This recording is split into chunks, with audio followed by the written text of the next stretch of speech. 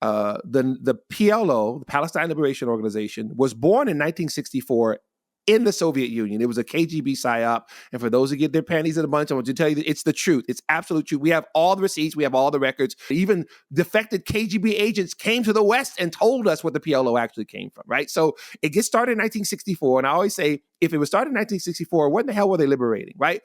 67 was when the war was for Judea and Samaria, the 6-Day War. So why in 64, right? Because it was always a genocidal move. It had nothing to do with liberation. But anyway, 69 is when Yasser Arafat becomes the chairman. You'd have to be Stevie Wonder to not see what the actual goal was.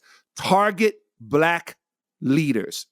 He immediately goes after the younger Black people like the Eldridge Cleaver, Angela Davis, Stokely Carmichael, Kwame Ture. He starts to go after them. The PLO immediately starts targeting. Not only that, he becomes buddy-buddy with the Nelson Mandelas and the ANC. He can associate himself with any struggle for justice.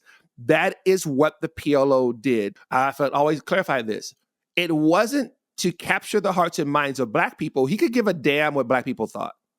He just wanted to make it look to everyone else that his was a righteous struggle. So stand next to Jesse Jackson, stand next to Nelson Mandela. It was very, very clear in his mind, and because a picture's worth 1,000 words, the propaganda was the PLO is a freedom fighting movement. Fast forward to now, what do these kids on college campuses think? They think Hamas is a freedom fighter. That started decades ago, but then their grandparents were the ones who are being inundated with this. And we say in terms of the Black community, because it made it equal, that if you didn't understand what you were seeing, that somehow if you were a person of justice or civil rights, then you were by default pro-Palestinian, anti-Israel, because Israel was a colonizer and an occupier and imperialist. That was the game. It started in the late 1960s.